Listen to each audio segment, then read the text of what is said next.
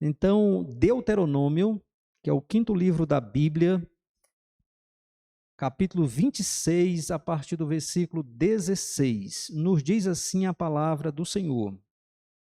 Hoje o Senhor teu Deus te manda cumprir estes estatutos e juízos. Guarda-os, pois, e cumpre-os de todo o teu coração e de toda a tua alma.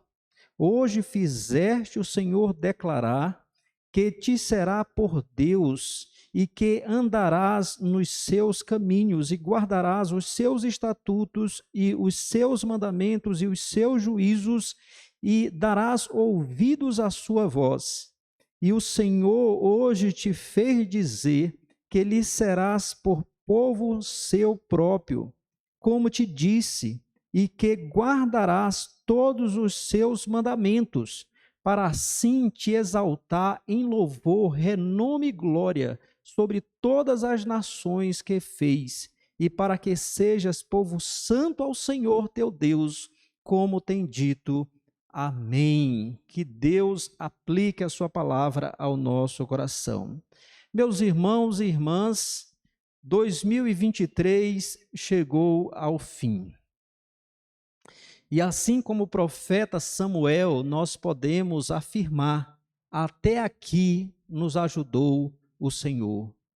Ebenezer, até aqui nos ajudou o Senhor. Por isso, meus irmãos, esta é uma ocasião propícia, uma ocasião apropriada para rendermos graças ao Senhor por todos os benefícios que da parte dele nós recebemos.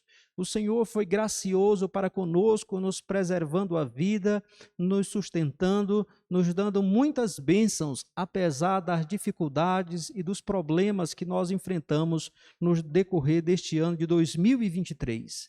Além disso, meus irmãos e irmãs, faríamos muito bem se refletíssemos hoje sobre o nosso relacionamento com Deus, a fim de que nós pudéssemos melhorar naquilo que nós precisamos melhorar. E é certo que todos nós aqui, todos nós que somos crentes em Cristo Jesus, precisamos melhorar em nossa devoção e consagração para com Deus. E se você não é crente em Cristo Jesus, você precisa urgentemente crer em Cristo Jesus e arrepender-se dos seus pecados para que você seja reconciliado com Deus. Portanto, é um momento muito oportuno para que façamos essa reflexão. E por isso quero convidar os irmãos e irmãs e todos presentes a examinarem comigo este texto bíblico que eu acabei de ler. Porque aqui neste texto, Moisés, agindo como o mediador da aliança entre Deus e Israel, chama esse povo a um compromisso, ou ao compromisso pactual com o Senhor.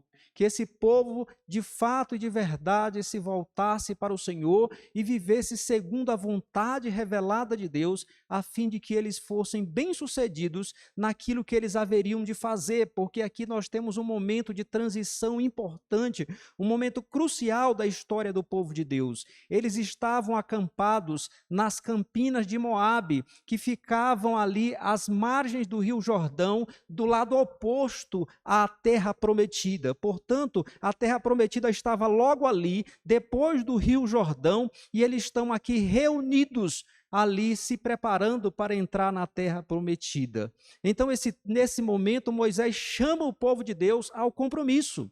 E é interessante, irmãos, se vocês estudarem o livro de Deuteronômio, vocês vão perceber que este livro, ele é composto principalmente pelos discursos de Moisés ao povo de Israel ali reunido nas campinas de Moabe. Por exemplo, nós temos, só para vocês terem uma ideia, o livro começa com uma introdução que vai do versículo 1 ao versículo 4 do capítulo 1. Depois nós temos o primeiro discurso de Moisés, que vai do versículo 5 do capítulo 1 até o capítulo 4, verso 43, onde Moisés faz uma retrospectiva de toda a caminhada do povo, 40 anos de caminhada pelo deserto, e agora reunidos ali para entrarem na terra prometida. Então Moisés faz uma retrospectiva dos acontecimentos que se deram durante esses 40 anos. Depois nós temos o segundo discurso, que começa do capítulo 4, verso 44, até o capítulo 26, verso 19, que é aqui onde nós estamos. Nesse texto que nós acabamos de ler, nesta parte, Moisés relembra ao povo toda a lei de Deus, todos os mandamentos, começando pela lei, a lei moral, os 10 mandamentos, passando por leis, por exemplo, as leis cerimoniais, leis civis, falando a respeito de leis relacionadas ao casamento, a respeito dos sacrifícios, das festas, e ele conclui, se você olhar nos versículos imediatamente anteriores ao que lemos, com a questão dos dízimos. Então ele faz uma retrospectiva da lei, uma relembrança. Inclusive, o nome Deuteronômio, que é o nome do livro, significa repetição da lei. E por que ele faz essa repetição?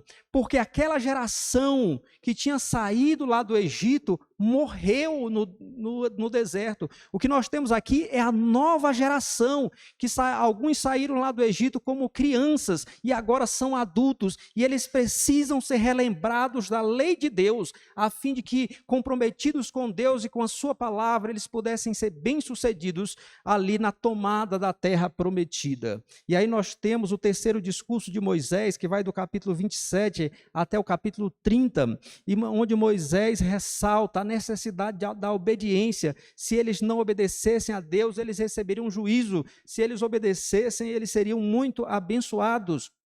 E os últimos capítulos, de 31 a 34, fala ali do final do ministério de Moisés, inclusive narrando a morte desse grande servo de Deus.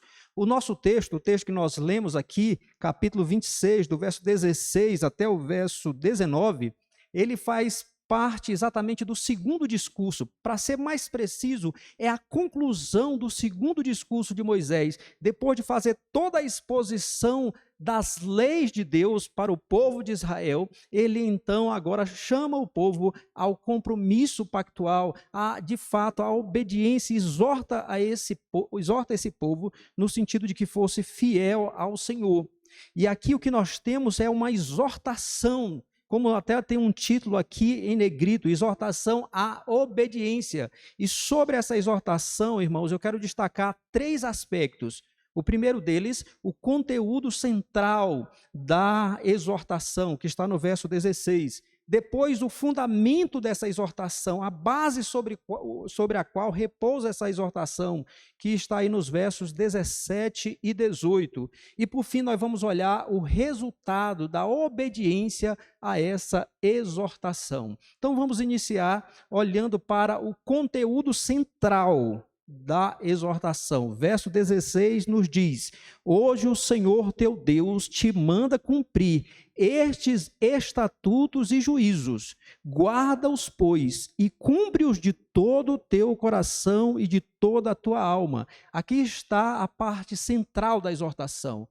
Moisés, como eu disse, ele fez a exposição, começa com os 10 mandamentos lá no capítulo 5. E os 10 mandamentos, irmãos, diferente de muitas outras leis, eles são permanentes, eles são perenes. Os 10 mandamentos, que nós chamamos de a lei moral de Deus, vale para todos os povos, em todas as épocas, em todos os lugares. Por exemplo, o homicídio, ele é crime, ele contra Deus, é pecado contra Deus em qualquer lugar do mundo, em qualquer época da história. O homicídio, ele é um pecado, porque a Bíblia diz: não matarás. E assim todos os 10 mandamentos. Depois ele vem com outros mandamentos a respeito das leis cerimoniais que trabalhavam a questão do culto. Depois ele fala de mandamentos relacionados, meus irmãos, à lei civil. Então, com muitos detalhes, se você ler do capítulo 5 até aqui o capítulo 26,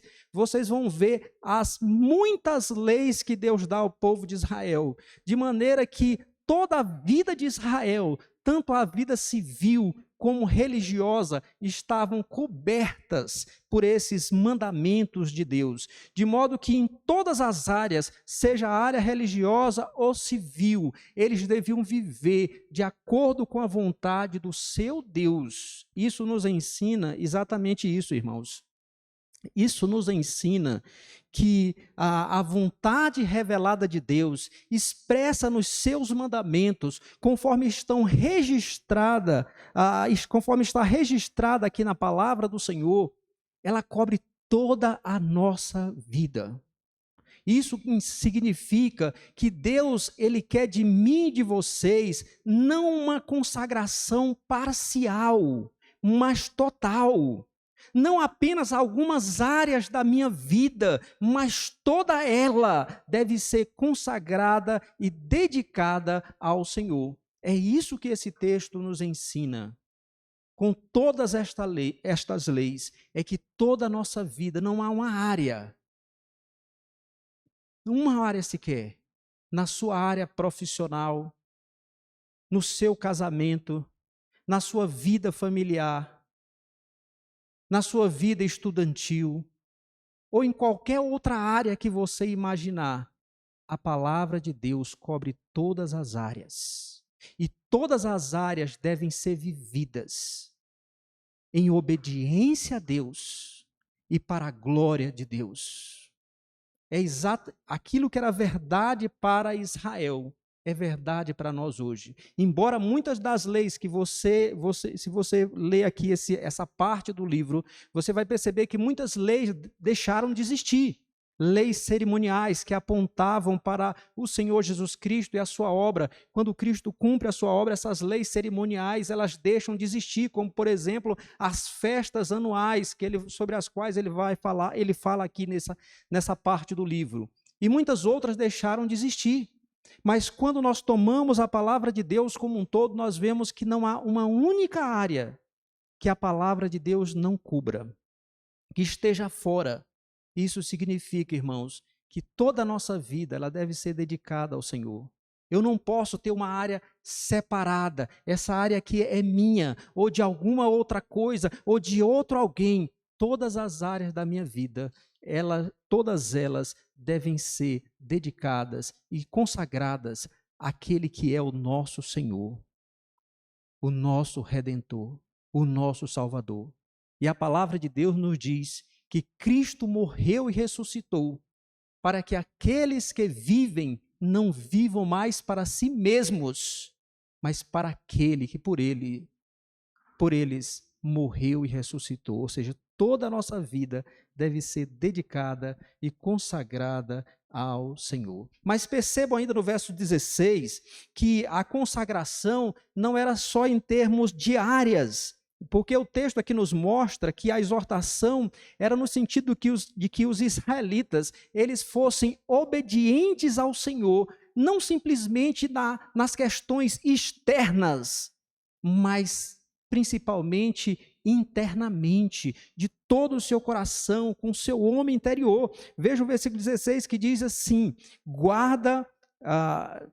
vamos ler todo o versículo, eu ia ler só uma parte, mas o versículo 16, hoje o Senhor teu Deus te manda cumprir estes estatutos e juízos, que são as leis do Senhor. Agora, guarda-os, pois, e cumpre-os de todo o teu coração e de toda a tua alma.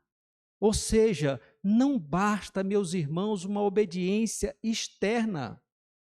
Israel poderia obedecer às leis do Senhor de maneira externa, realizar as festas, prestar ali os sacrifícios ao Senhor, cumprir a questão da circuncisão dos seus filhos ao 8º dia, mas eles poderiam fazer isso de maneira externa tão somente. Assim como nós, como crentes em Cristo Jesus, nós podemos vir à igreja, estar aqui no culto, nós podemos entregar dízimos e ofertas, mas fazendo isso simplesmente externamente, mas não com coração, não de fato com aquele compromisso do nosso ser interior.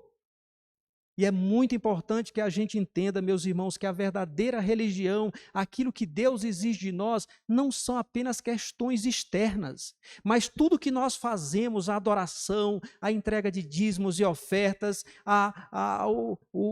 todo o serviço que fazemos para Deus, nós devemos fazer com a inteireza do nosso coração.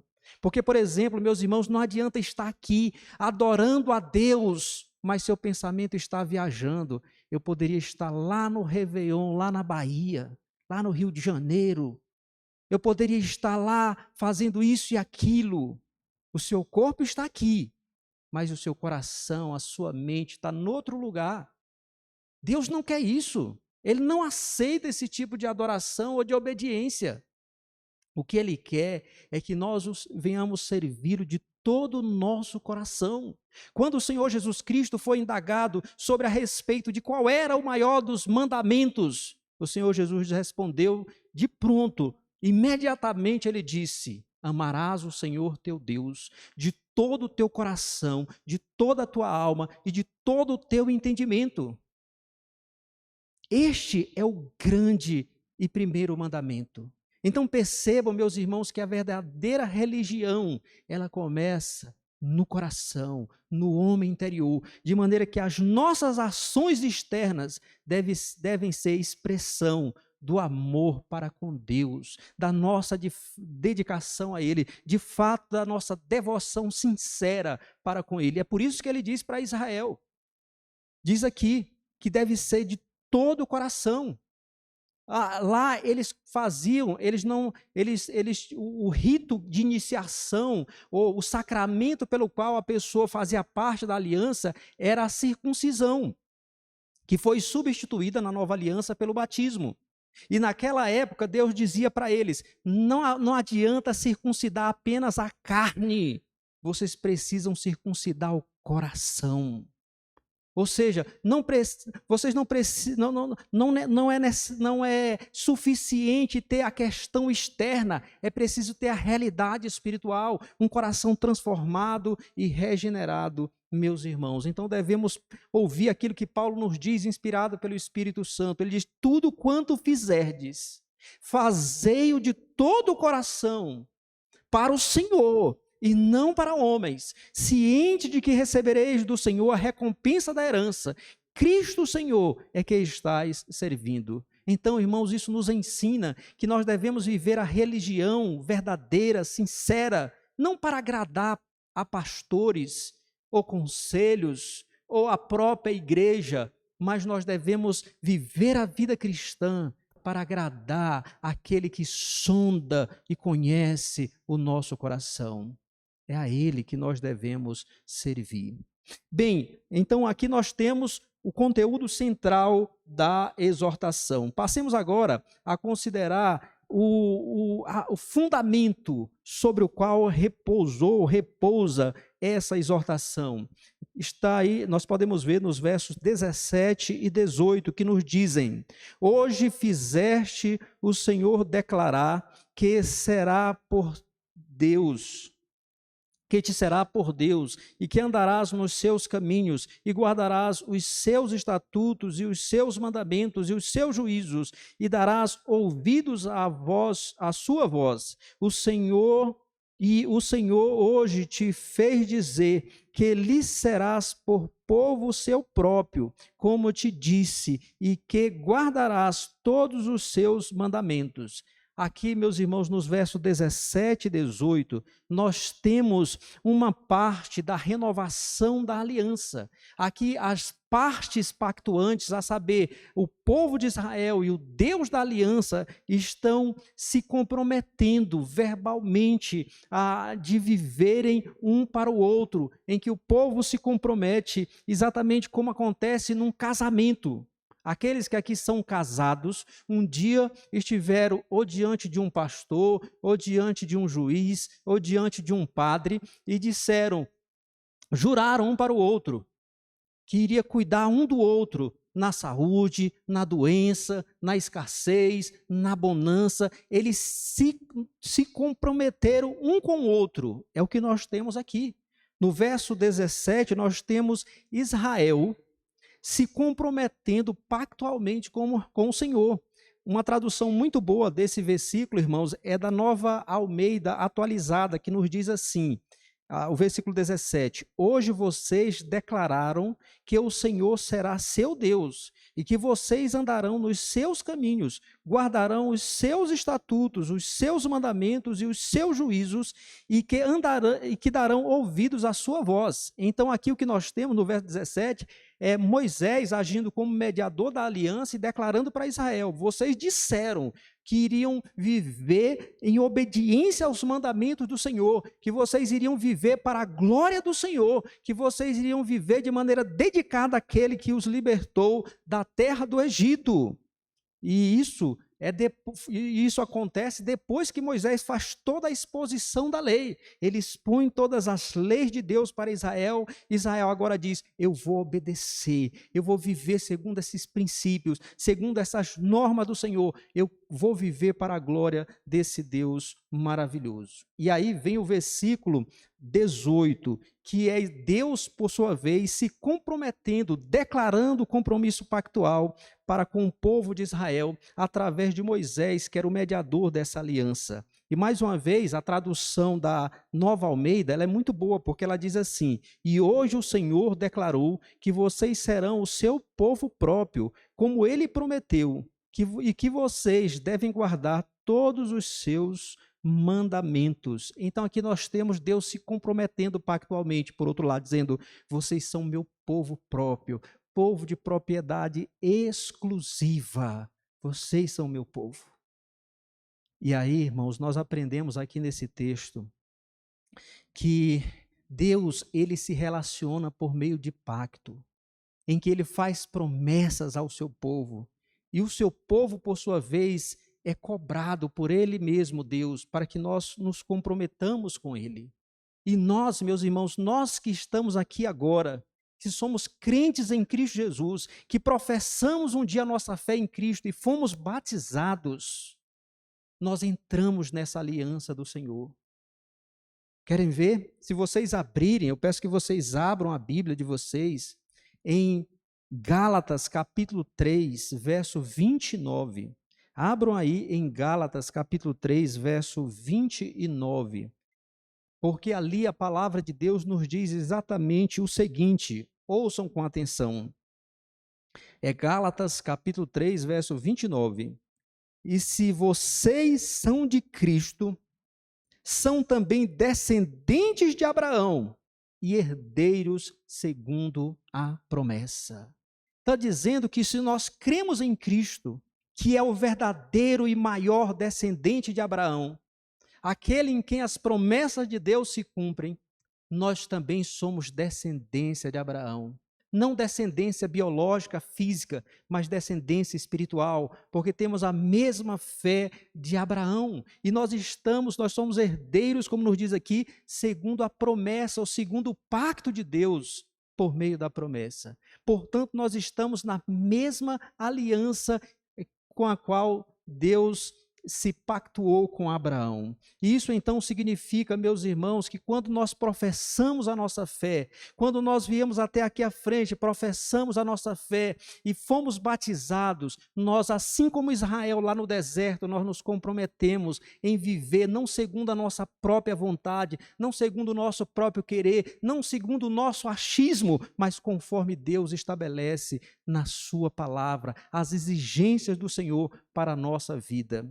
E aí, irmãos, faríamos muito bem em lembrarmos, em nos lembrarmos daquilo que nós respondemos na nossa profissão de fé. Talvez muitos aqui nem se lembram, e seria muito bom se nós nos lembrássemos daquilo que nós respondemos. Foram algumas perguntas e nós afirmamos sim, sim, sim. E talvez estejamos negligenciando essas perguntas. Eu queria ler para vocês, eu queria relembrá-los, refrescar a mente de vocês. Vocês responderam afirmativamente a estas perguntas, ou algumas perguntas parecidas com estas. Ouçam: vocês creem em um único e verdadeiro Deus, que existem três pessoas distintas, o Pai, o Filho e o Espírito Santo, o qual do nada fez o céu e a terra e tudo que neles há, e os mantém governando todas as coisas, de modo que nada acontece sem que seja da sua divina vontade? Nós dissemos sim. A segunda, vocês reconhecem que foram concebidos e nascidos em pecado, que por natureza são inteiramente incapazes de praticar o bem, inclinados para o mal, que têm muitas vezes pecado por pensamentos, palavras e obras, achando-se de tudo sinceramente arrependidos e pedem perdão a Deus? Nós dissemos sim. Terceira, a sua fé se fundamenta unicamente no sacrifício consumado de Cristo na cruz, na eficácia da sua contínua intercessão no céu e nas promessas que ele deixou nas Sagradas Escrituras? Nós respondemos sim.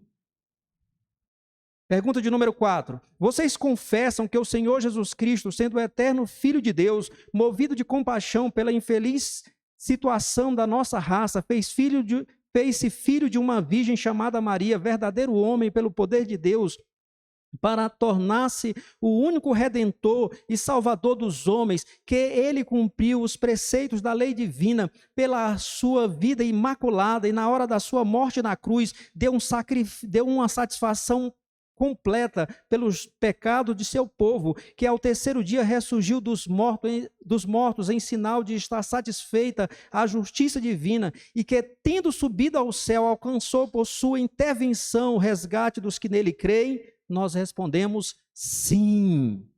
A quinta pergunta, vocês confessam também a necessidade de uma vida nova e santa para agradar ao Senhor e provar a sinceridade da sua fé, e prometem fazer toda a diligência para obedecer aos preceitos de Deus contido nas Sagradas Escrituras, invocando sempre para este fim o auxílio do Espírito Santo, sem o qual não poderão cumprir estes votos com fidelidade? Nós respondemos sim.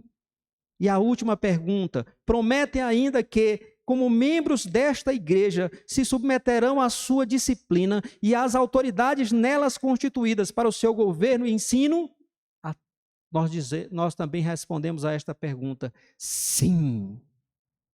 Se você é um crente presbiteriano, membro comungante da igreja, você respondeu a todas essas perguntas, sim.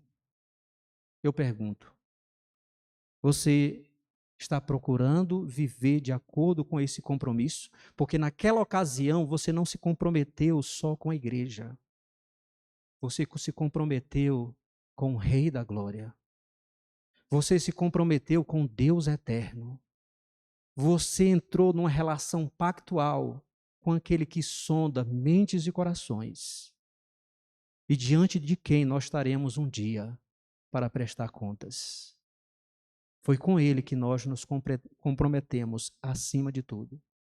Negligenciar, meus irmãos, esse compromisso, ou retroceder dele, é transgredir o terceiro mandamento que nos diz: não tomarás o nome do Senhor teu Deus em vão, porque ele não terá por inocente o que tomar o seu nome em vão. Portanto, irmãos, guardemos firme essa confissão. Como nos diz o autor aos Hebreus, dizendo, guardemos firme a confissão da esperança sem vacilar, pois quem fez a promessa é fiel. Então, relembrados do nosso compromisso, meus irmãos, obedeçamos a Deus e vivamos para a sua glória. Porque se assim vivermos, isso será algo de grande benefício para cada um de nós, para a igreja de Cristo, para o avanço do reino de Deus e para a salvação de muitas pessoas. É o que vamos ver agora no nosso terceiro aspecto da exortação. Então, o primeiro aspecto da exortação é exatamente que eles deviam obedecer de todo o coração. O segundo é exatamente o compromisso pactual que eles tinham com o Senhor, porque eles tinham um compromisso com o Senhor, eles deviam viver em obediência. E agora, em terceiro lugar, o terceiro aspecto dessa exortação é exatamente o resultado da obediência a essa exortação. Observem aí o versículo 19, que ele diz, para assim te exaltar em louvor, renome e glória sobre todas as nações que fez, para que sejas povo santo ao Senhor, teu Deus, como tem dito. Então nós temos aqui dois resultados. Se Israel obedecesse ao Senhor, se Israel honrasse o Senhor, se Israel de fato cumprisse a aliança, então eles seriam grandemente beneficiados. Qual seria o primeiro benefício? Está logo no início do versículo. Para assim te exaltar em louvor, renome e glória sobre todas as nações. Ou seja, se Israel obedecesse ao Senhor, Israel seria uma nação de renome, uma nação famosa perante todas as nações daquela época. Ou seja, Israel seria uma grande potência mundial se Israel vivesse em obediência ao Senhor. Mas nós sabemos que, infelizmente, Israel não viveu. Só teve uma época em que Israel foi potência, por aproximadamente aí uns 80 anos, talvez menos do que isso, uns 70 anos. Menos, com certeza, foi menos do que isso. Porque foi no período em que Davi reinou e Salomão também, o seu filho. Quando eles reinaram, então Israel teve, de fato, essa ascensão, mas foi por esse período curto. A maior parte da vida de Israel não foi de sucesso, mas de declínio e decadência moral e espiritual, porque não viveram de acordo com os mandamentos do Senhor. E em segundo lugar, ou a segundo benefício, é que eles seriam um povo santo ao Senhor. Aqui nos mostra, final do versículo 19, diz, para que sejas povo santo ao Senhor. Se eles vivessem em obediência a Deus, se eles vivessem conforme os preceitos, as leis do Senhor, seriam um povo santo, em que os outros povos olhariam para a nação de Israel e iriam ver que povo diferente, que povo separado, que povo de fato diferente. E assim Israel, meus irmãos, iria cumprir a sua missão. Israel tinha uma missão no Antigo Testamento, que era exatamente de ser vitrine para as outras nações. Porque se Israel vivesse, e isso nós temos texto aqui em Deuteronômio mesmo que fala sobre isso, se Israel vivesse em obediência aos mandamentos do Senhor, adorando unicamente o Deus vivo e verdadeiro, vivendo de acordo com os princípios do Senhor, em obediência, em adoração ao Senhor, as outras nações vizinhas olhariam para Israel, veriam a diferença, o que é servir a Deus, o que é ser fiel a Deus e como é ser alvo das bênçãos do Senhor. Os povos então desejariam ser como Israel. E assim Israel seria bênção. Mas Israel falhou. Se você olhar os capítulos seguintes, 27, 28, vocês vão ver ali as bênçãos e as maldições da aliança. Mas, na verdade, por causa da desobediência, da infidelidade de Israel, eles receberam as maldições da aliança, foram deportados, escravizados, levados da sua terra, porque não obedeceram ao Senhor, não viveram conforme a vontade do Senhor, amaram mais os ídolos do que ao Senhor. Então, irmãos, observem como o pecado é algo que nos afasta de Deus, como o pecado é algo que nos separa de Deus, como o pecado é algo que nos traz resultados amargos e por isso devemos rejeitar. Deve ser uma luta constante, minha e sua, evitar aquilo que desagrada a Deus. E por outro lado, vivermos de acordo com a vontade de Deus. Mas, irmãos, se formos sinceros, se cada um aqui for sincero, nós vamos ter que admitir que, como Israel, muitas vezes nós somos desobedientes.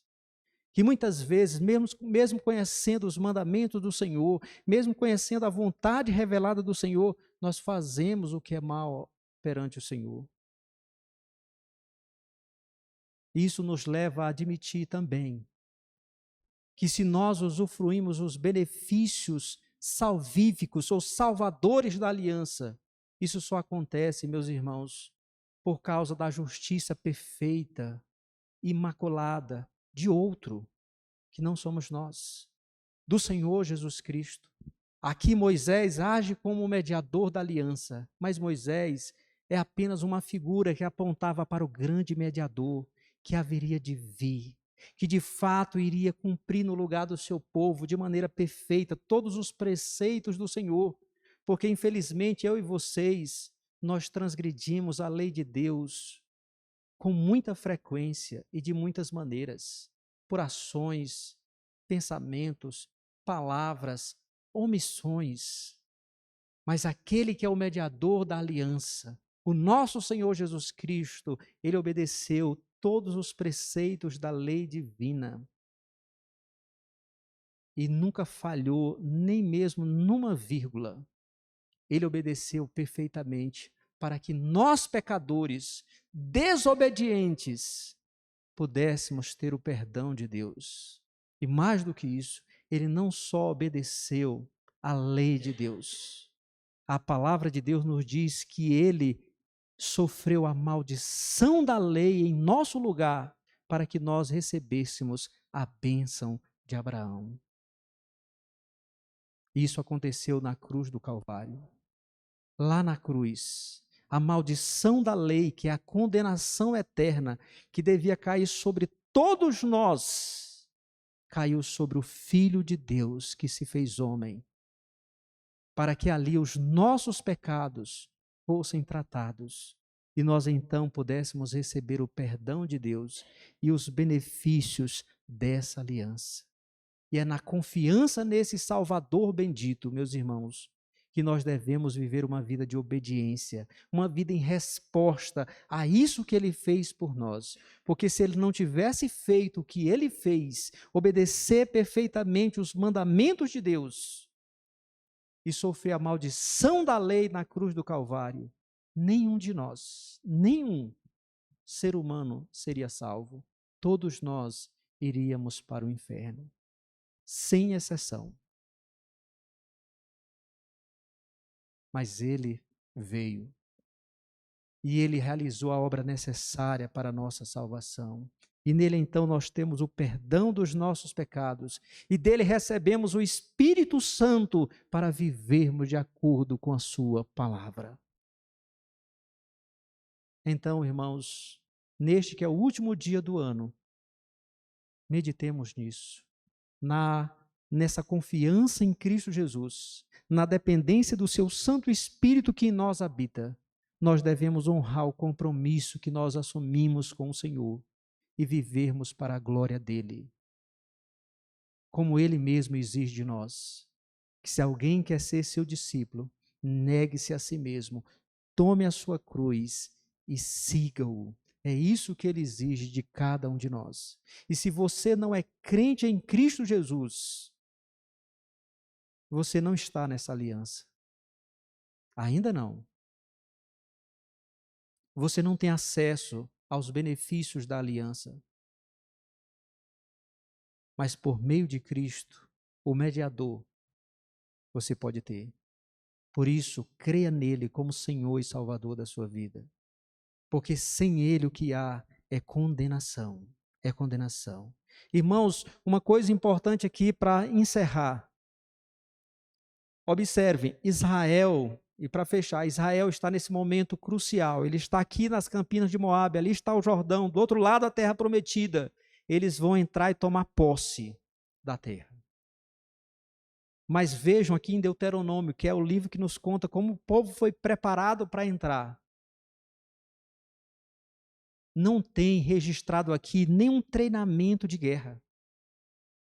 Porque eles vão lutar contra outros povos. Mas aqui eles não são treinados na arte da guerra. Eles não são treinados com espadas e escudos. Porque, meus irmãos, o sucesso desse povo em conquistar a terra não estava no quão hábil eles fossem para a batalha, mas no quão eles fossem comprometidos com o Senhor e com a sua palavra. A conquista da terra não dependia do poder bélico de Israel, mas do poder infinito do Deus de Israel, com quem eles estavam pactuados e com quem eles deviam e a quem eles deviam viver em obediência. A mesma verdade em relação a nós. Talvez você esteja se planejando para 2024, se eu passar naquele concurso, minha vida vai dar uma guinada, se eu passar se eu entrar naquela faculdade, se eu concluir, se eu fizer aquilo. Vocês não precisam abrir mão dos planos de vocês, mas eu quero que vocês entendam uma coisa, que vocês serão bem-aventurados em 2024 e nos anos que se seguirem, se vocês de fato estiverem comprometidos com o Senhor e vivendo para a glória do Senhor com inteireza de coração. Porque a palavra do Senhor nos diz lá em Tiago o seguinte: mas aquele que considera atentamente na lei perfeita, lei da liberdade, e nela persevera, não sendo ouvinte negligente, mas operoso praticante, esse será bem-aventurado no que realizar. Comprometa-se com o Senhor e com a sua palavra e viva para a glória de Deus com inteireza de coração. E independente do que aconteça, você será bem-sucedido. Bem-aventurado o homem que não anda no conselho dos ímpios, não se detém no caminho dos pecadores, nem se assenta na roda dos escarnecedores. Antes o seu prazer está onde? Na lei do Senhor, e nela medita de dia e de noite. Comprometa-se com o Senhor e você será bem-sucedido. Bem-sucedido. Que Deus nos ajude, a cada um de nós, a sermos crentes obedientes, dedicados e consagrados ao Senhor, que o ame de todo o coração, de toda a alma e de todo o entendimento, porque é assim que Deus quer ser servido. Amém. Vamos orar. Senhor Deus, rendemos graças ao Senhor pela Tua palavra. Ó Deus, se fizermos uma retrospectiva da nossa vida, cada um de nós terá de admitir, se for sincero, que muitas vezes e de muitas maneiras pecamos contra o Senhor. Fizemos o que é mal e certamente desagradamos ao Senhor. Por isso, ó Deus, nós te imploramos novamente, perdoa-nos. Em Cristo Jesus, perdoa-nos e ajuda-nos a sermos fiéis ao Senhor, obedecendo a tua palavra, vivendo para a tua glória, amando o Senhor com inteireza de nosso coração. Seja conosco, nós te imploramos, no nome de Jesus. Amém.